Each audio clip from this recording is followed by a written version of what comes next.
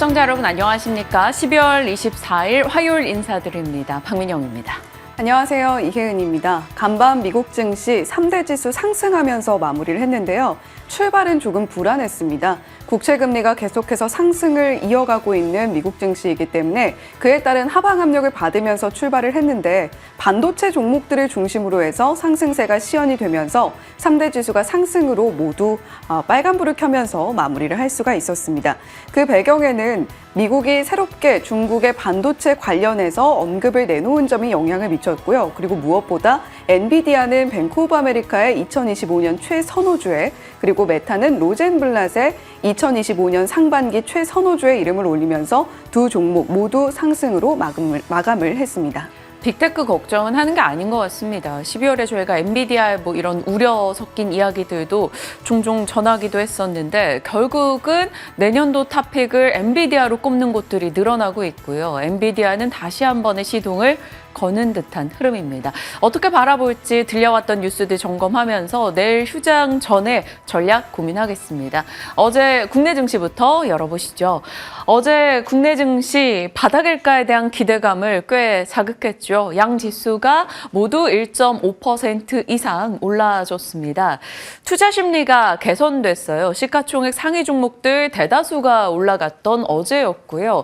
다만 거슬리는 환율은 계속 우리의 마음 한켠의 불안을 자극하고는 있습니다. 그래도 일각에서는 그렇다면 그것을 고환율 수혜주로 타파하면 되는 게 아니냐라는 시각도 함께 나오네요.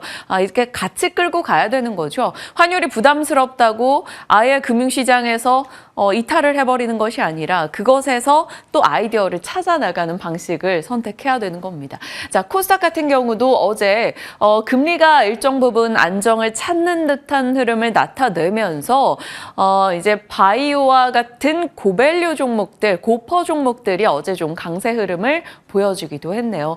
전체적으로는 FOMC에서 물가에 대한 우려를 자극했었는데 그것을 다독였던 PCE로 인해서 어제 미국의 국채 금리가 하락했고 그것이 국내장에 긍정의 힘을 실어줬습니다. 미국의 셧다운 우려도 해소되기도 했고요. 그리고 모처럼 외국인과 기관의 동반 매수세가 유입이 됐는데 다만 연고점을 경신한 환율은 계속해서 부담으로 작용하고 있고요. 연말입니다. 또 대주주 양도세 회피 물량도 일부 종목군으로 크게 나오는지 체크가 필요하겠죠.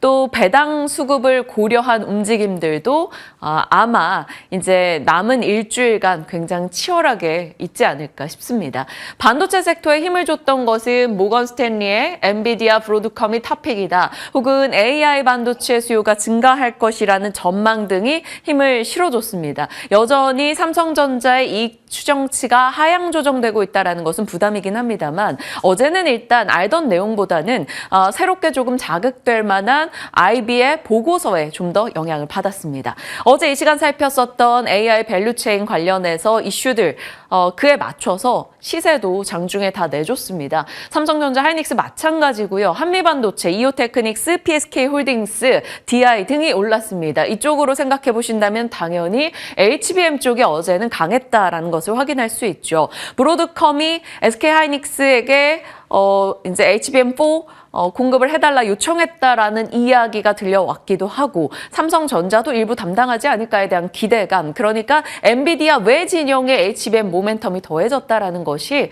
어제 반도체에 힘을 실어준 거고요. HBM 쪽이 좀 더 강하기도 했습니다. AI 전력 부분의 종목들, 재룡전기 수출 데이터 좋았다라고 말씀을 드렸었는데 어제 10% 이상의 급등세 나오기도 했고요. AI 소프트웨어 쪽도 CES 모멘텀이 있는 쪽에 이들 종목들 살폈었죠. 이스트소프트가 어제 22% 급등 나왔고요. 단독 소프트웨어, 이제 단독 부스 차려서 소프트웨어 이 수다를 공개하는 마음 AI도 어제 함께 강하기도 했습니다. 이스트소프트나 폴라리스 오피스, 마음 AI 혹은 한글과 컴퓨터 이런 AI 소프트웨어 종목들도 계속적으로 돌아가며 순환 상승을 보이고 있다는 점에서 꾸준히 체크해 주시죠.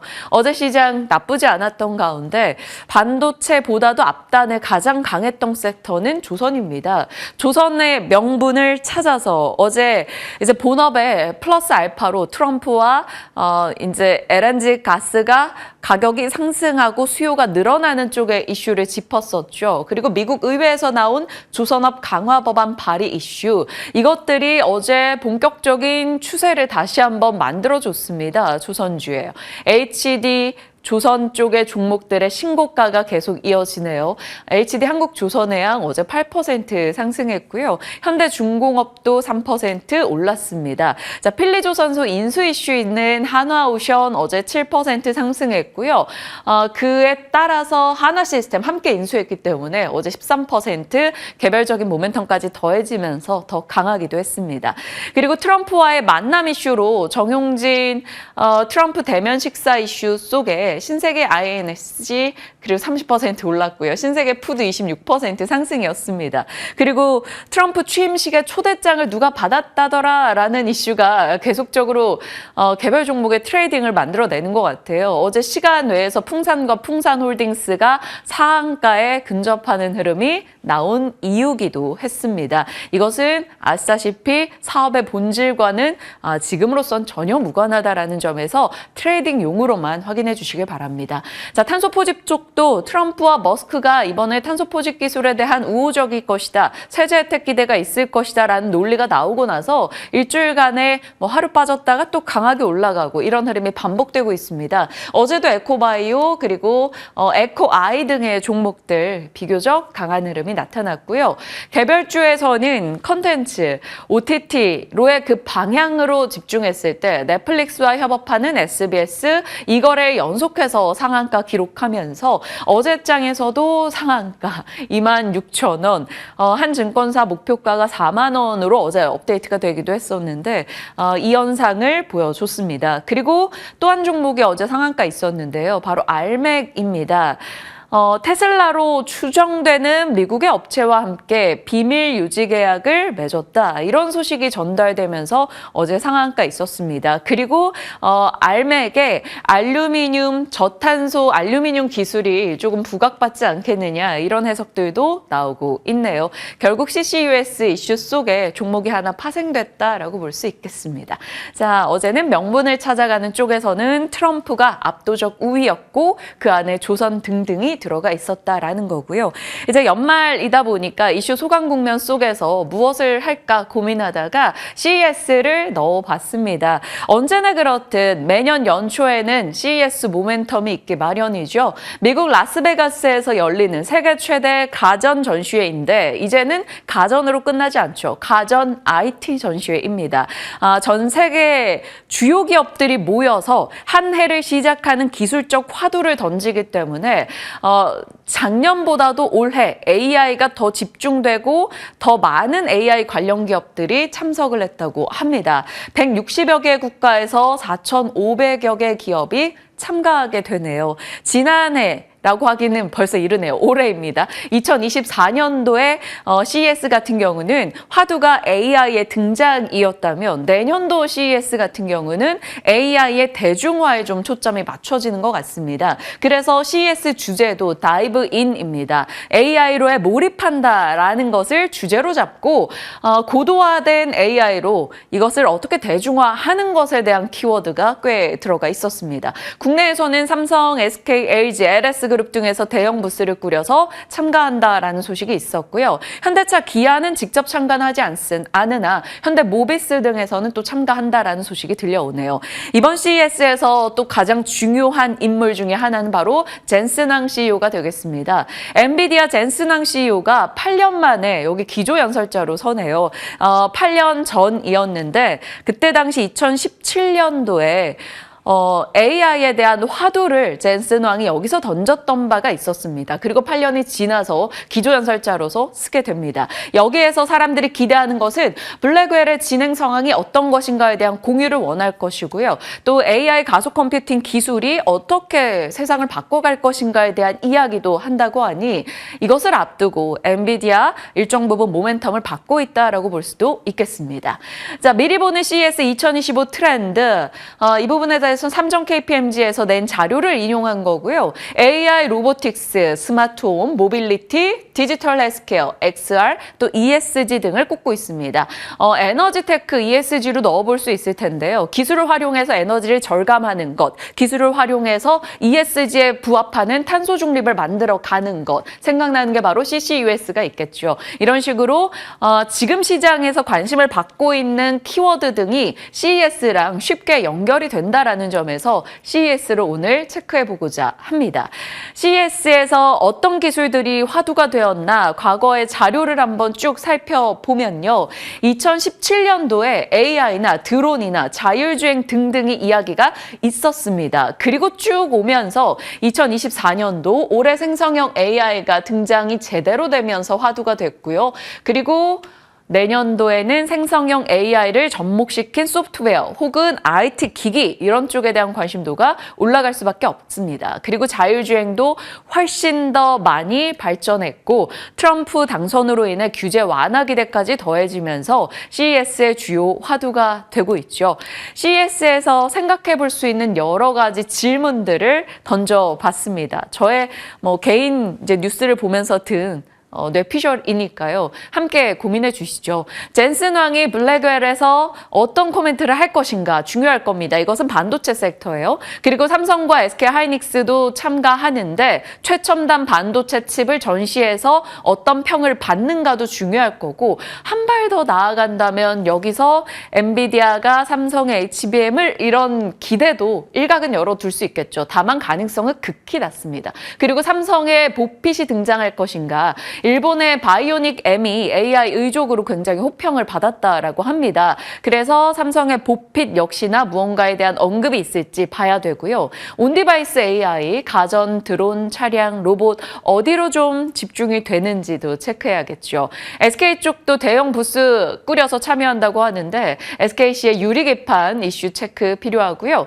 AI 소프트웨어의 향상된 성능이 공개되는지 지금 이스트소프트나 마음 AI 등등이 함께 관심을 받고 있는 가운데 플랫폼 중 하나가 최고의 혁신상을 받았습니다. 바로 웅진싱크빅의 생성형 AI로 전 세계 책을 원하는 언어로 읽는 플랫폼을 소개했다라는 소식도 들려오기도 하네요. AI 활용한 헬스케어 쪽도 당연히 궁금하고요. 양자 기술 이번에 새롭게 등장한 CES 새로운 주제 화두 중에 하나인데 과연 이에 대한 이야기는 어떻게 나올지 궁금합니다. 이렇게 CES에서 나올 수 있는 이야기들을 추려봤고 조금 더 시장에서 종목으로 움직일 수 있는 분야가 이렇게 되겠죠. AI, 로보틱스, 의료 AI를 포함한 디지털 헬스케어, 모빌리티 스테이지라는 것은 농업이나 모든 자율주행 등도 함께 들어가는 분야이고요. 에너지 전환 테크, 그리고 양자 컴퓨팅이 들어가 있겠습니다. 최고의 혁신상을 CES에서 받게 될 업체들 이미 다 공개가 됐죠. 보면 로봇 의족이나 AI 기반 독서 플랫폼, 앞서 웅진 싱크빅 거요. 그리고 수처리 기술, 사륜 로봇, 드론 솔루션, 이런 약간의 압축했을 때 많이 보이는 키워드가 바로 로봇이었습니다. 그래서 로봇도 같이 이번 CES 이전에 다른 테마에서 생각보다 로봇이 관심을 못 받았었기 때문에 한 번 더 체크를 해봐야 되지 않을까 싶어서 넣어봤고요. 이번 CES에서 인간 안보라는 것이 또 주요 주제 중에 하나인데 2023년도에 처음으로 CES에서 인간 안보가 등장을 하기 시작했고요. 올해는 주요 주제로 채택이 됐습니다. 인간 안보라는 게요. 첨단 기술이 인류가 직면한 문제를 해결하기 위해 활용되어야 한다. 결국 이것이 AI가 가고자 하는 모든 방향을 한 가지 키워드로 축약해 줄 수 있는 말이 아닐까 싶습니다. 인간 안보, 인간의 삶을 더 나았고 혹은 안전하게 만들기 위해서 식량 테크라던가 디지털 헬스케어라던가 경제 안보나 혹은 보안 문제, 정치적 자유, 첨단 기술, 공동체 안전, 환경 보호 등이 들어가는 거죠. 여기에서 광범위적으로는 모든 산업이 들어갈 겁니다. 첨단 기술로 사람을 더 윤택하게 로봇이 들어갈 거고 스마트 물류 이런 쪽도 확인이 될 수 있겠죠. 환경 보호로 봤을 때도 탄소 중립, CCUS, 에너지 테크 모든 키워드가 들어갈 수 있을 겁니다. 그래서 인간 안보에서 혁신상을 수상한 이번 CES 기업들을 보면 로봇 쪽이 꽤 많았고요. 국내 기업으로만 추린 겁니다. 그리고 디지털 헬스케어 쪽, AI 소프트웨어 쪽도 이렇게 자리하고 있습니다. 그리고 이 모든 것, AI 밸류 체인을 가능하게 하는 기반이 되는 쪽에서는 LS입니다. 왜 LG로 돼 있을까요? LS 일렉트릭 데이터 센터 전력 공급 시스템을 또 최고의 혁신상을 받게 됐다라는 소식 들어오기도 하네요. 이런 식으로 결국에는 CES에서는 한 해를 장악할 만한 주요 기술의 화두를 던지고요. 그 가운데서 당연히 AI가 진일보하면서 로봇이나 의료 AI, AI 소프트웨어, 우리 삶에 적용되는 쪽으로 이번에는 더 관심이 확장되고 있다라는 겁니다. 그래서 로봇이 국내 이렇게 발전하는 속도를 보여줬을 때 좀 관심을 둘 법하다라면 로봇주들 일단 체크해 봐야겠죠. 감속기 모터 쪽에서 SPG, 뉴로메카 이런 종목들 있을 겁니다. 그리고 어제장으로 봤을 때는 뉴로메카 시세가 굉장히 좋았던 걸로 기억을 하는데 이런 이슈를 앞두고 역시 기대감을 좀 반영하는 걸까요? 어제 5% 정도 상승세 보이기도 했죠. 그 밖에 제어기기나 소프트웨어 쪽에서는 RS 오토메이션 혹은 시메스 그리고 아진에스텍 등등이 들어갈 수 있을 거고요. 완성 제조 쪽으로 봤을 때는 산업용 로봇은 앞서 봤던 뉴로메카나 레인보우 로보틱스, 제우스 다 포함이 됩니다. 휴머노이드 쪽으로 갔을 때는 하이젠 R&M도 있을 거고요. 로보티즈도 오늘 증권사 보고서가 또 하나 추가되기도 했었는데 로봇 내 종목들 관심 둘 게 있을지 궁금합니다. 이런 식으로 CES에서 화두가 되고 그것이 점차적으로 대중화돼서 정말 로봇의 대중화가 일어나게 된다면 사실은 대중화의 근간은 또 감속기 쪽일 것이라서 어찌 방향과 속도가 일어날지는 지켜봐야겠죠. 잠시 후에 로봇에 대한 전략 챙겨보겠습니다. 자, 뉴욕 증시 갑니다. 뉴욕 증시 3대 지수 모두 오르며 끝이 났습니다. 국채금리가 4.6에 육박하고 있다는 점이 참 불편하긴 한데 그래도 기술주 일부 반도체 종목들의 강세로 상승을 시원해냈습니다. 사실 출발할 때는 12월 소비자 신뢰지수가 예상 밖으로 부진하면서 경기 우려를 자극했고요. 국채금리도 계속 올라가니 5% 터치에 대한 공포도 등장하기도 했습니다. 다만 일부 대형 기술주가 만기일 매물출에 대한 되돌림 현상이 나타났고요. 반도체 쪽에 대한 IB의 긍정 보고서가 쏟아지면서 올라갔다. 이렇게 볼 수 있습니다. 이슈로는 혼다와 닛산의 합병 공식화 소식이 있었죠. 그래서 미국 내 관련 종목들 상승세 보이기도 했고요. 종목으로 봤을 때 엔비디아와 TSMC 넣어봤습니다. 뱅크 오브 아메리카가 내년도 탑픽은 엔비디아다. 왜? 블랙웰 때문에. 블랙웰에 대한 기대감이라는 거죠. 그리고 대만 해외법인 설립 이슈도 부각이 됐어요. 그러면 TSMC와 협력이 더 강화되지 않겠는가에 대한 기대였던 거고요. TSMC도 5% 올라섰습니다. 자, 마이크론도 강했는데요. 4분기 마이크론이 아니네요. 이건 테슬라입니다. 테슬라로 제목 바꿔주시죠. 테슬라가 4분기 인도량이 양호했다는 전망이 있었고요. 만기일 수급 하락으로 인한 되돌림이 나타나기도 했습니다. 테슬라 2% 올라가며 $430를 기록했고요. 양자 컴퓨팅 쪽도 또 올랐습니다. 리게트 컴퓨팅이 오류율을 축소했다라는 소식이 들려오면서 급등이었고요. D-Wave나 시스큐도 따라갔는데 시스큐 78%나 강세를 보였네요. 그러면 미국장은 일부 조금 작아진 산타랠리 이 정도로 볼 수 있겠어요. 다 같이 강하게 올라가진 못했으나 빅테크 강했고 반도체 강했고 양자 쪽이 강했다라고 볼 수 있겠습니다. 자, 큰 종목들로 봤을 땐 엔비디아, 테슬라, 메타, 아마존, 일라이릴리의 강세 흐름, 브로드컴과 마이크론 등등도 함께 따라갔고요. 뱅크 오브 아메리카에서는 엔비디아와 마벨 브로드컴에 대한 매수 의견, 제프리스에서도 브로드컴, UBS도 브로드컴, 반도체에 대한 의견이 많아서 반도체 진영이 강했습니다. 일라이릴리는 어제 저희는 소식 전해드렸던 거죠. 수면 무호흡증, FDA가 젯바운드 수면 무호흡증 치료제로 채택했다라는 소식이 3% 올라갔고요. 메타도 2% 상승세, 그리고 드론 종목들이 전반적으로 강했습니다. 제나테크 올랐고요. 언유주얼 머신스도 급등 흐름이 나왔죠. 드론에 대한 얘기는 요즘 정말 많이 들을 수밖에 없는 것 같아요. 내년도 미국의 국방부 예산 어마어마합니다. 1,200조가 넘어가는 이 돈이 어디로 갈 것인가.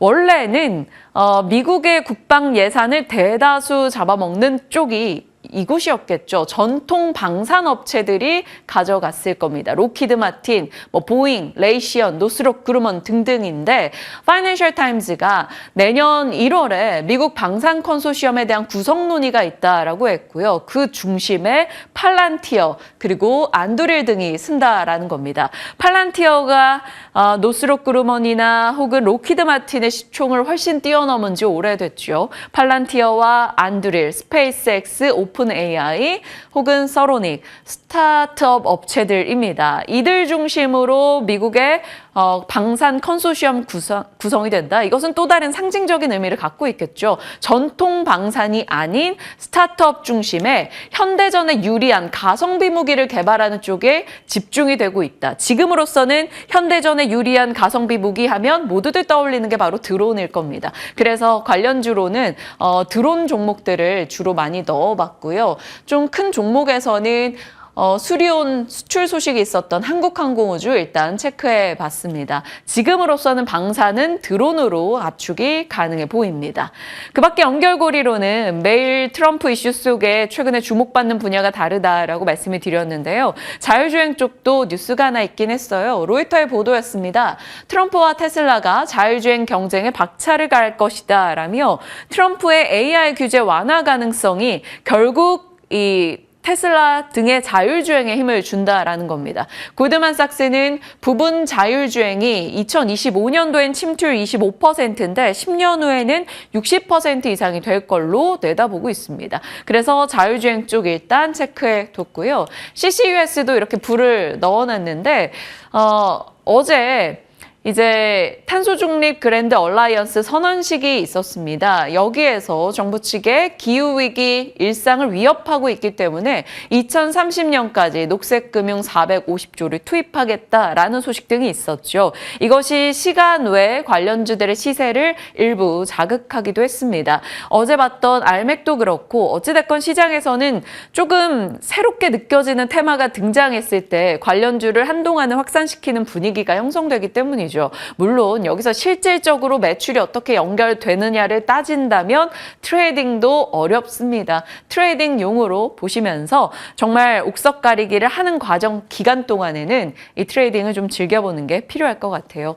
자, 박앵커 연결고리 오늘입니다. 반도체 쪽 전일 HBM 종목들 강했고 밤사이 미국 AI 반도체에 있어서 중립 이상의 흐름을 예상해 볼 수 있겠습니다. 2차 전지 쪽은 GM의 전기차 배터리 다변화됐다.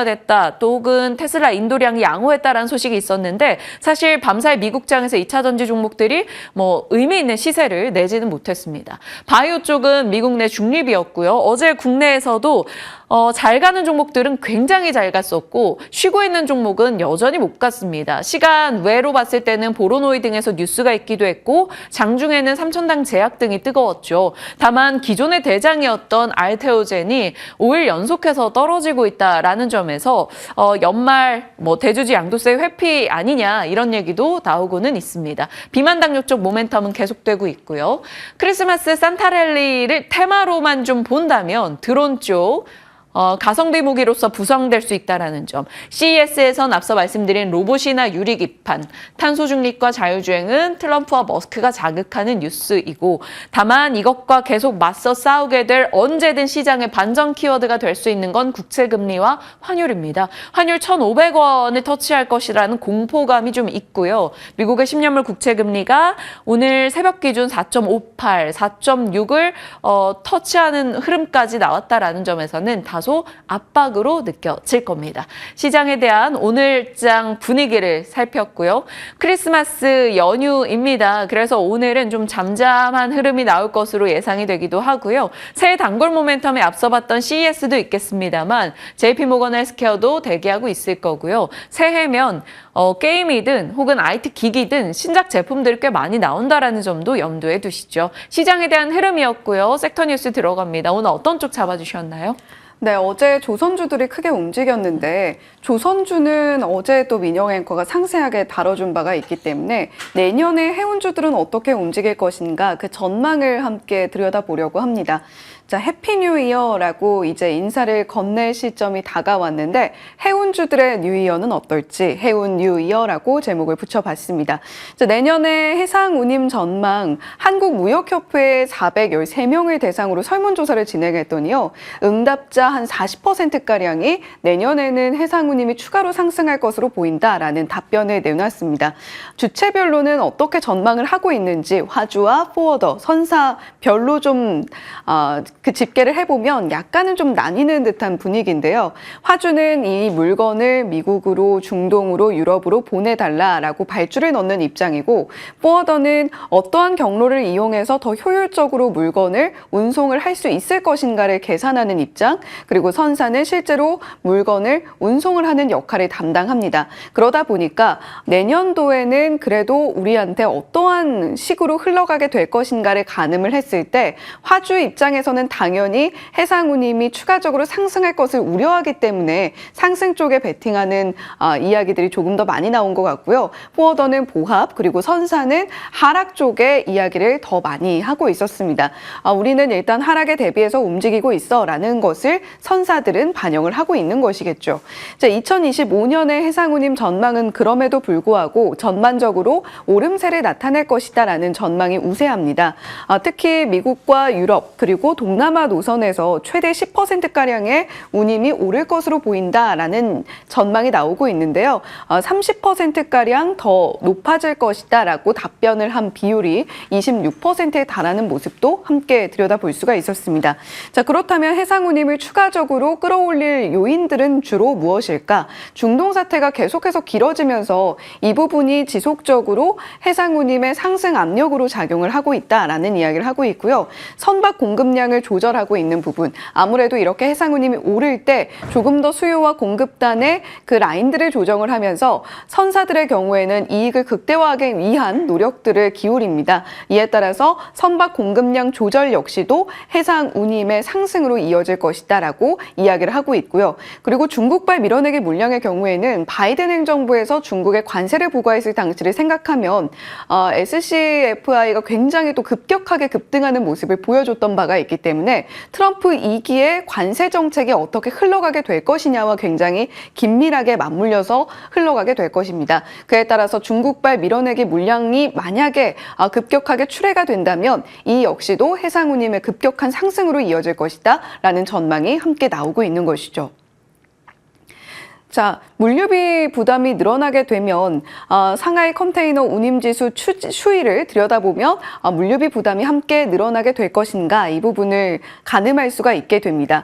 지난 한 해는 사실 상하이 컨테이너 운임지수가 굉장히 급등을 했던 한 해였다라고 이야기를 해볼 수가 있을 텐데요. 지난해 11월만 해도 1000포인트 미만이던 것이 7월 당시에는 3,733포인트 기록을 하면서 연고점을 만들어냈고요. 최근 들어서는 보합권에 머물고 있기는 하지만 지난해 11월과 비교하면 상당히 많이 올라 있는 수치로 현재 움직이고 있습니다. 그 주요한 요인으로는 역시 중동 사태, 앞서서 말씀드렸던 것처럼 수요와 공급단에서 선사들이 공급을 좀 조율하는 그런 부분들이 불균형으로 초래를 하면서 상하이 컨테이너 운임지수의 급등으로 이어졌다는 점, 그리고 트럼프 2기의 관세 우려는 현재 상하이 컨테이너 운임지수를 어떻게 바라볼 것인가에 대한 우려 섞인 시선을 현재 던지고 있습니다. 어쨌거나 운임지수가 계속해서 늘어나게 된다라고 한다면 해운주들은 빙글에 웃을 수밖에 없겠죠. 그런데 지난 3개월간의 주가 추이를 들여다보면 그렇게 퍼포먼스가 좋지는 못했습니다. HMM 흥하해운, STX 그린로지스, KSS 해운, 그리고 펜오션의 지난 3개월간의 주가 흐름을 좀 정리를 해봤는데요. STX 그린로지스 같은 경우는 9월 말쯤에 급등세를 시연을 했다가 사실 지금 시점에서는 3개월 전보다 주가가 오히려 떨어져 있는 상태입니다. HMM 정도만 지금 아웃퍼폼을 하고 있다라고 보여지는데 어제 해운주의 등락률은 그래도 괜찮았거든요. 흥하해운이 3.1% 오름세를 보였고 STX 그린로지스도 3%대, 태웅로지스, KSS 해운, TK케미칼과 유소홀딩스, 대한해운까지 오름세를 보였고 펜오션은 보합, HMM은 2.3% 오히려 하락으로 마무리를 했습니다. 해운주들이 이렇게 등락률을 어제 그래도 전반적으로 견조하게 가져갈 수 있었던 이유는 아무래도 앞서서 전해드렸던 조사 결과 해상운임이 내년에도 좀 견조하게 올라줄 것이다라고 이야기를 하고 있는 선사와 화주들의 이러한 전망치에 좀 기인했다라고 보여지는데요. 해운업계는 보통 1분기의 비수기이기도 합니다. 특히 HMM에 대해서 좀 기대를 하고 있는 4분기 실적에 대해서 기대를 하고 있는 목소리가 높아지고 있는 것 같은데 소비가 몰리는 연말 성수기 시즌에는 물동량이 증가하기 때문에 해운사들도 함께 실적에 반영이 되는 모습을 나타내고 있습니다. FN가이드에 따르면 HMM이 4분기에 매출은 2조 8천억 원가량으로 YOY 기준으로 한 35%가량 늘어날 걸로 전망을 하고 있고요. 영업이익은 7,067억 원으로 YOY 기준 무려 15배가량 늘어날 것으로 전망을 하고 있습니다. 한국신용평가도 역시 HMM의 2025년을 비교적 양호할 것이다 라고 전망을 하고 있는데 증권가 3개월 목표가 평균치가 2만 원입니다. HMM의 어제 종가를 들여다보면 17,000원대이기 때문에 상방이 아주 많이 열려 있다라고 보기는 좀 어렵습니다만 그럼에도 불구하고 견조하게 해운주들이 움직여줄 수 있지 않을까라는 가능성을 엿보게 하는 목표가라고 볼 수 있겠습니다. 자, 지금까지는 그래도 좀 좋은 전망들, 장밋빛 전망들을 전해드렸다면 하지만 그 밖에도 우리가 해운주들이 하락할 수도 있다는 점을 염두에 두고 체크를 해봐야겠죠. 장밋빛 전망 외에도 한국수출입은행과 나이스 신용평가에 2025년 해상운임의 추이를 좀 가늠한 자료를 가지고 와봤습니다. 2025년의 해상운임이 오히려 지정학적 요인과 환경규제 변수를 제외하면 대부분 선조에서 하락세를 보일 것이다라는 보고서를 내놓은 바가 있는데요. 컨테이너선의 경우에는 선봉량이 5.5%로 물동량을 초과하기 때문에 운임 하락이 불가피하다라는 이야기를 하고 있습니다. 특히 대형선을 위주로 공급 과잉 현상이 나타나고 있기 때문에 이러한 부분을 감안할 때는 역시 해상 운임이 특히 떨어질 수밖에 없다라고 이야기를 하고 있고요. 나이스 신용평가의 자료도 역시 비슷하게 공급 과잉으로 인한 운임 하락이 나타날 것이다라고 이야기를 하고 있습니다. 벌크선의 경우에는 그래도 개선 여지가 있다고 보고 있는데요. 역시 나이스 신용평가에서도 영업실적 둔화는 어쩔 수 없겠으나 장기 운송 계약이라던가 고정 운임 계약을 맺은 선사의 경우에는 비교적 영향을 제한적으로 받으면서 견조한 실적을 가져갈 것이다 라는 이야기를 하고 있습니다. 그리고 탱커선이라던가 특히 우리나라에서 많이 주목을 하고 있는 가스선 종류의 경우에는 운임 하락이 좀 불가피하다라는 입장을 함께 나타내고 있으니까요. 이러한 부분들도 함께 체크해 보시면서 조선주들과 해운주들을 한번 엮어서 생각을 해보시는 것도 중요할 것 같습니다. 하지만 여러 가지 변수 중에서 2025년은 IMO 환경규제 강화를 앞둔 해이기 때문에 이에 대비해서 조선사들의 경우에는 수주 물량이 일부 발생할 수 있고 암모니아 연료 추진선 같은 새로운 기술을 적용한 새로운 조선 관련한 수주 물량들이 나올 수 있기 때문에 2026년 이후에 신조선 수요가 증가할 수 있다라고 전망을 하고 있는 점도 함께 눈여겨보셔야 되겠습니다. 자, 이어서 헤드라인 돋보기 시간입니다. 삼천당제약이 어제 상한가로 정규장을 마무리를 했었죠. 아일리아 시밀러의 미국 독점 판매 이슈가 불거지면서 주가의 급등을 만들어낸 셈인데 이 이슈를 조금 더 자세하게 들여다보겠습니다. 일단 독일계 글로벌 제약사 프레제니우스 카비의 기술 이전에서 상업화를 하겠다라는 내용이고요. 중요한 것은 계약금과 마일스톤일 텐데 이 부분은 일단은 비공개로 공시가 나와 있습니다. 자, 황반변성 치료제 특히 아일리아의 경우에는 이제 바이오시밀러 시장이 크게 확장이 된다라고 생각을 해볼 수 있는 분야인데 삼천당제약이 이번 공시로 인해서 일단 주가 반등을 가장 먼저 만들어냈고요. 그 외에도 지금 현재 아일리아 시밀러 쪽에 집중을 하고 있는 다른 기업들도 함께 들여다보겠습니다. 셀트리온도 내년에 아일리아 시밀러 시장에 본격적으로 진출한다라는 계획을 갖고 있는데요. 글로벌 3상 이미 완료가 되어 있고요. 어떤 식으로 진출을 하게 될지도 눈여겨보셔야 되겠습니다. 삼성 바이오에피스 역시도 글로벌 3상 완성이 된 상황이고 알테오젠의 경우에는 글로벌 3상 진행 중이다라는 부분까지 함께 체크해 보시면 좋을 것 같습니다. 자, 더불어서 오늘은 헤드라인 돋보기 여러 가지 주목할 만한 공시를 또 하나 가지고 왔습니다. 고려아연이 어제 11.2% 주가 상승을 하면서 마무리를 했는데 이제 임시 주주총회 개최가 임박해 있는 상황입니다. 1월 23일에 열리기 알게 될 텐데 지금 현재 지분을 어느 정도 확보했느냐가 굉장히 중요한 내용이겠죠. 최 회장 측이 현재 15.7%의 지분을 확보한 상황이고 우호 지분까지 포함을 하면 34% 확보 완료했다라는 이야기입니다. MBK와 영풍의 연합체는 38.5%로 지분 차이가 5%가 채 되지 않는 모습을 나타내고 있죠. 자, 그렇다면 결국 국민연금의 지분이 어디로 향할 것인가가 굉장히 중요할 텐데 국민연금이 가지고 있는 지분이 일부 좀 매각을 했다라고 해서 5% 미만으로 나타날 가능성이 있습니다. 과연 국민연금이 어느 쪽에 투표를 하게 될 것인가에 따라서 최 회장 측이 결국 웃게 될지 아니면 MBK 영풍이 함께 손을 잡은 연합체가 웃게 될지는 조금 지켜보셔야 되겠고요. 여러 가지 안건들이 논의가 될 예정일 텐데 소수주주 보호 규정이라던가 분기배당 도입과 관련해서도 이야기가 나올지 한번 지켜보시면 좋을 것 같습니다. 자, 그리고 이수페타시스 이야기 지속적으로 이야기를 드리고 있는데요. 5천억 유증 정정신고서가 또 한 번 반려됐다라는 소식입니다. 이에 따라서 시간외에서 주가가 7% 넘게 오름세를 나타냈는데요.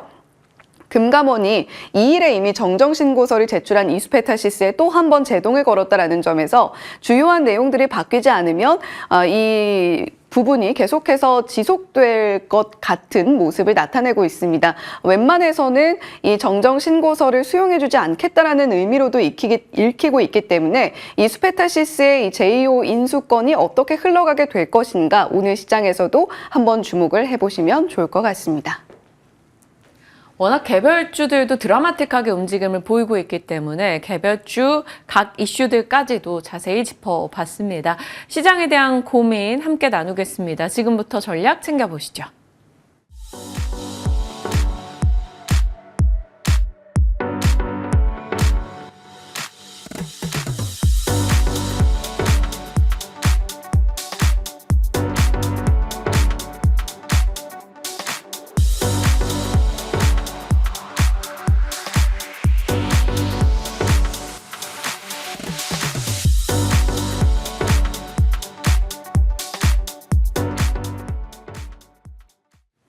시장에 대한 전략 IS셋 김태성 본부장님과 이야기 풀어봅니다. 어서 오세요. 네, 안녕하세요. 안녕하십니까. 오늘 크리스마스 이브, 내일 휴장하고 나서 네. 이제 목, 금, 월 해서 정말 얼마 안 남았어요, 올해. 그렇죠. 네. 어떤 준비를 해야 될까요? 전략 좀 다듬어 주세요. 일단 지난주 금요일 날 그리고 이제 오늘 아침에 마감한 미증시가 만약 약했더라면 저는 계속적으로 보수적인 이야기를 드렸을 것 같아요. 근데 생각보다 미국 증시는 여전히 강했고 그들은 지금 엔비디아를 중심으로 빅테크 기업들 그리고 이제 빅테크를 제외한 어떤 내수에 대한 이야기도 굉장히 긍정적으로 나오고 있는 상황이기 때문에 어제 이제 우리나라 증시가 정말 오랜만에 강한 모습을 보였죠. 여기에 원달러 환율이 조금은 하향 안정화가 되었더라면 저는 더 강한 긍정적인 이야기를 드렸겠지만 아직까지는 원달러 환율이 하향 안정화가 되고 있지 않는 상황. 하지만 미국 증시가 워낙 좋았기 때문에 우리나라 증시 또한 저는 그들을 따라서 더 올라갈 가능성이 높지 않을까라는 생각이 들고 있고 가격적으로 그리고 이제 주가의 위치적으로 저는 매력적으로 이제 보이는 기업들이 꽤 많았더라고요.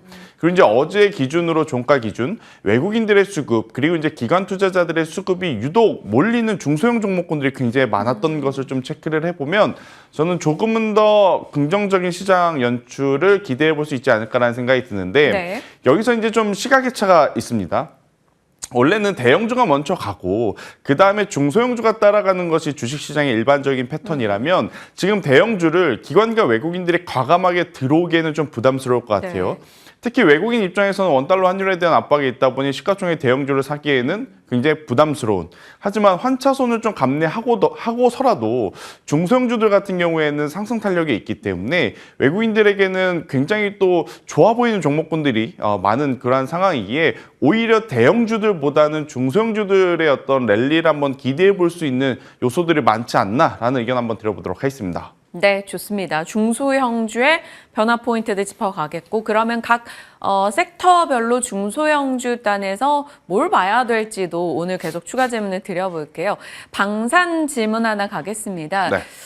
미국의 엄청난 국방 예산이 과거보다는 전통 반도체보다는 드론과 같은 쪽으로 더 흘러갈 것이다 가성비 무기에 대한 관심이 앞으로 꾸준한 방향일 것이다라는 얘기들이 많이 나오고 그렇죠. 있습니다. 그래서 드론 관련주 미국에서 좋았고요. 네.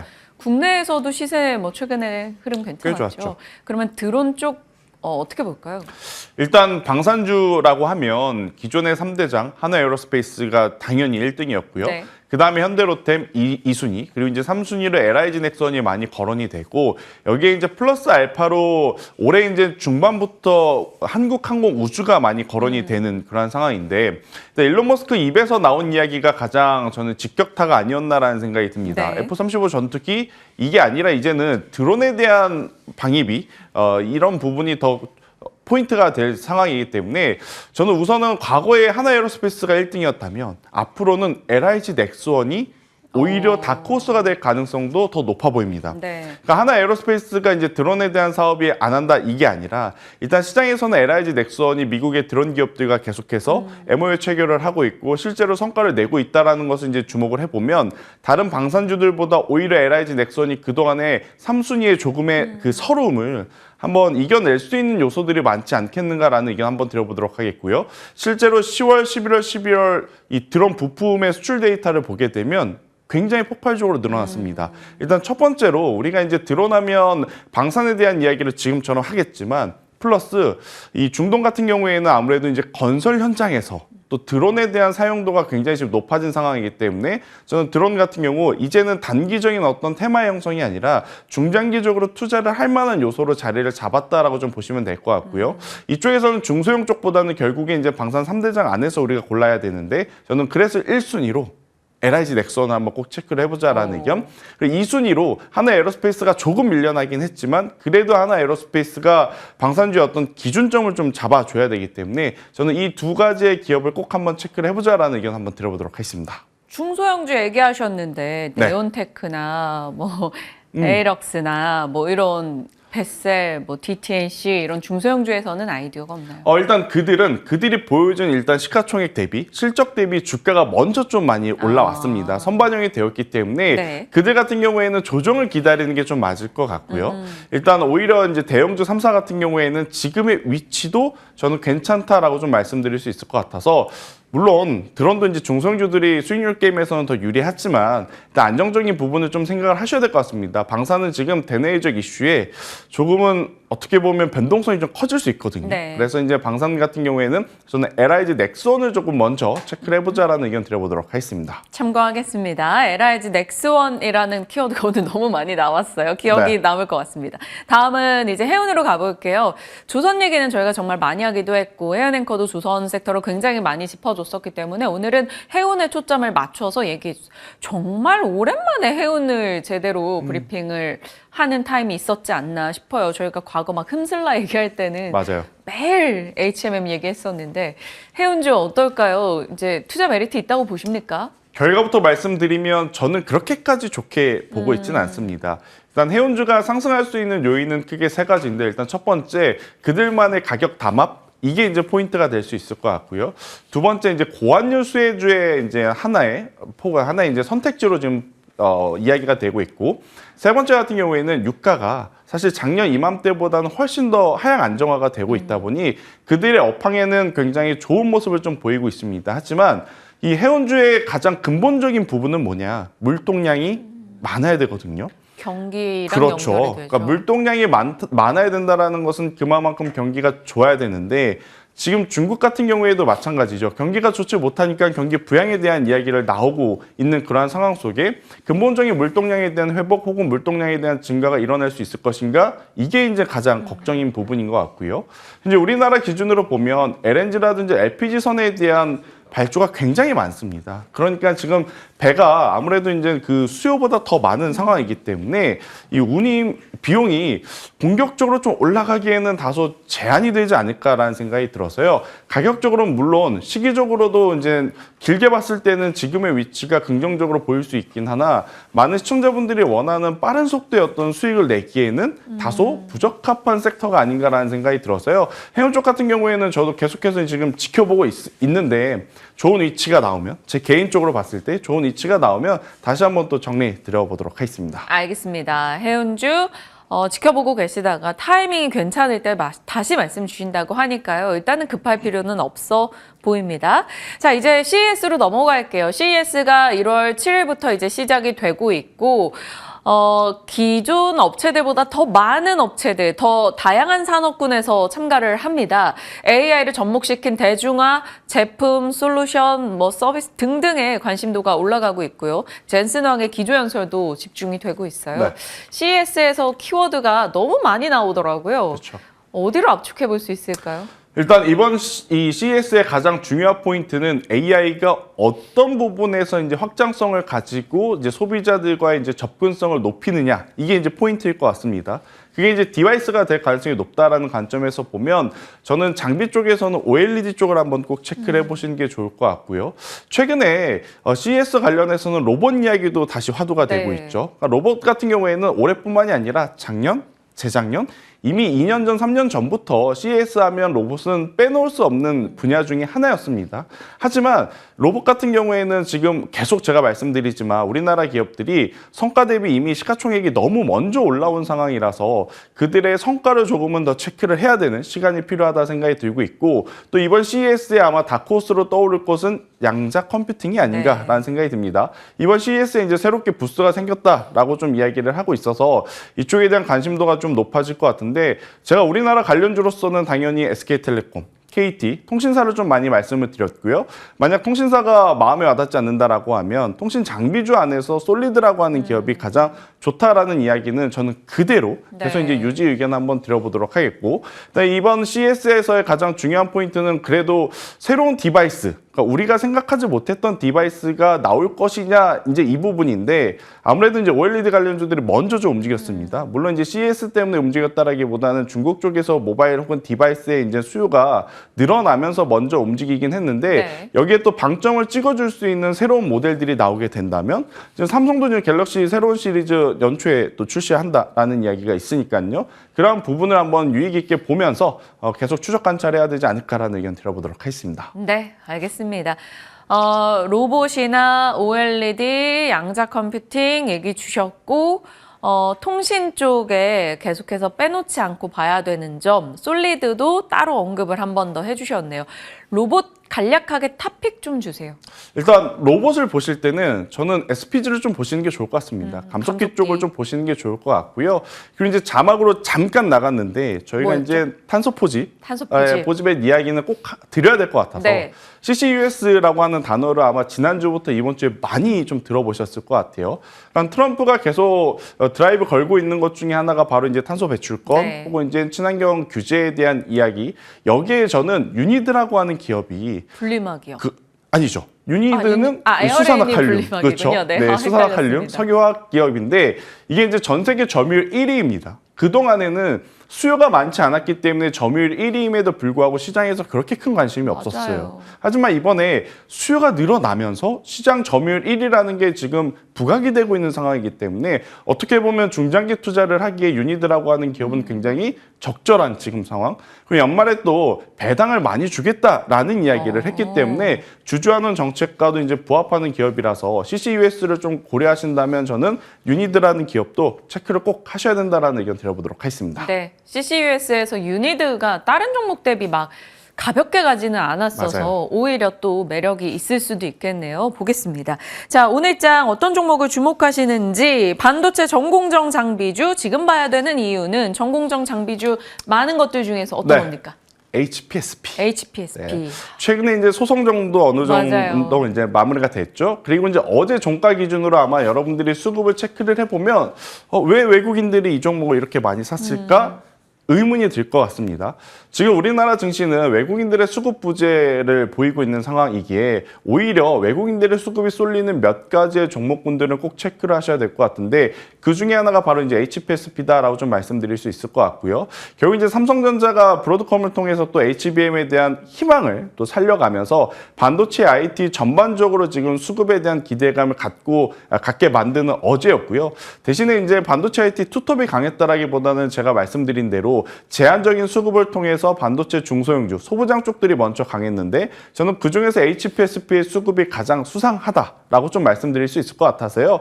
만약 외국인들의 수급이 오늘도 여전히 이어진다라고 하면 저는 25,000원이라고 하는 가격대를 손절 라인으로 타이트하게 딱 잡고요. 네. 여기서 이제 빠지지 않고 올라간다라고 했었을 때 1차적으로는 4만 원, 그리고 4만 원이라는 가격대 위로 올라오게 되면 45,000원까지 좀 바라보셔도 괜찮지 않겠는가? 오. 지금의 위치가 워낙 낮은 상태에서 네. 외국인들의 대량 매수가 들어왔기 때문에 조금은 더 집중력 있게 보시는 게 맞지 않을까라는 의견 드려보도록 하겠습니다. 네, HPSP 저는 쉽게 기억하려고 흐프스프 이렇게 네. 기억하는데 손절 라인 짧게 잡고 목표가는 넉넉하게 어제 강하게 들어온 외국인의 수급에 의미를 좀 부여해보자라고 얘기해 주셨습니다. 지난주에도 계속 반도체 중소형주의 수급을 보면서 그렇죠. 좀 눈여겨볼 종목들을 얘기해 주고 계시는데 성과가 괜찮아서 저희 HPSP도 한번 보도록 하겠습니다. 오늘 시장 다양한 종목군에 대한 전략 주셨네요. IS 김태성 본부장과 함께했습니다. 고맙습니다.